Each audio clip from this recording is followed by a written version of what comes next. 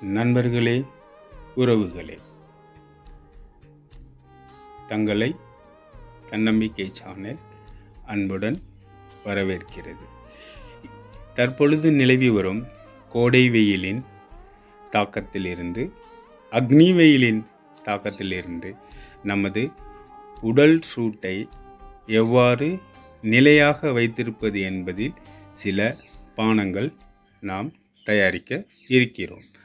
அதில் முதலாவதாக எலுமிச்சை பழத்தை எடுத்து சாறு, விதைகள் அல்லாது சாறு பிழிந்து எடுத்துக்கொள்ள வேண்டும். அதனுடன் இஞ்சியை எடுத்து சிறு சிறு துண்டுகளாக நறுக்கியோ அல்லது உரலில் வைத்து நைத்தோ அதை எடுத்து நாம் ஏற்கனவே பிழிந்து வைத்திருந்த எலுமிச்சை சாறுடன் சேர்த்து மிக்சியில் நன்றாக அரைக்க வேண்டும். அரைத்ததை எடுத்து வடிகட்டிய பின் சர்க்கரை அல்லது நாட்டு சர்க்கரை சேர்த்து பருகலாம். அன்பர்களே, முடிந்த வரையில் நாட்டு சர்க்கரை சேர்த்து பானம் அருந்துவது மிக சிறந்தது. மேலும் இப்பானம் சுவையை கூட்ட 1 அல்லது 2 புதினா இலைகளை சேர்த்து அரைத்து குடிப்பதன் மூலம் உடல் சூடும் தணியும். அதனுடன் நமது உடல் குளிர்ச்சியாகவும் இருக்கும்.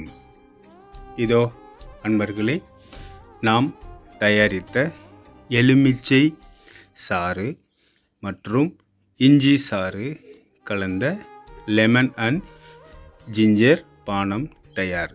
நாங்கள் இதில் நாட்டு சர்க்கரை சேர்த்துள்ளோம். முடிந்தவரையில் அனைவரும் நாட்டு சர்க்கரை சேர்க்க பாருங்கள். அடுத்ததாக நாம் பார்க்க இருக்கும் பானம் நன்னாரி சர்பத்.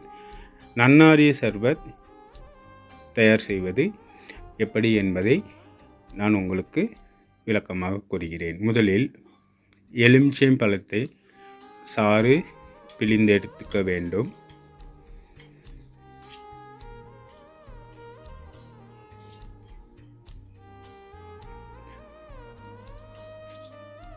அதனுடன்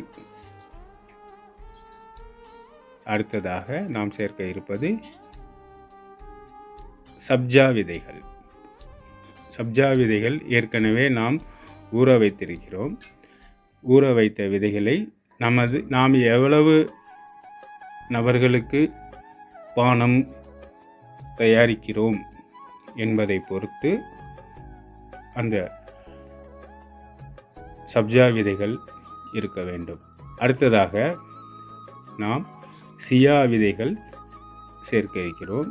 ஏற்கனவே நாங்கள் சியா விதையை ஊற வைத்திருந்ததால் ஊற வைத்த அந்த விதைகளை அதனுடன் சேர்த்திருக்கிறோம்.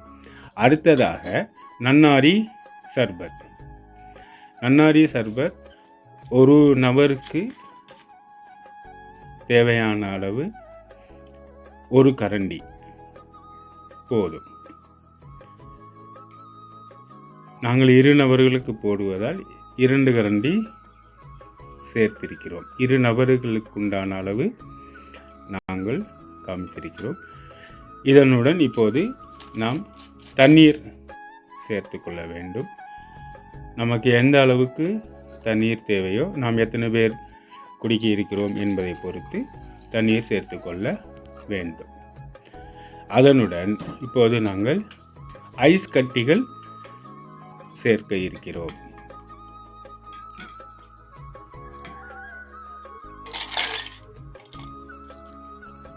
நமக்கு தேவையான அளவு ஐஸ் கட்டிகள் சேர்த்து ஆற்றி ஐஸ் கட்டிகளை சேர்த்து நன்றாக கலந்து விட வேண்டும். நன்றாக ஆற்றி எடுத்துக்கொண்டால் அந்த சர்பத், விதைகள், ஐஸ் கட்டி எல்லாம் ஒன்றோடு இணைந்திருக்கும்.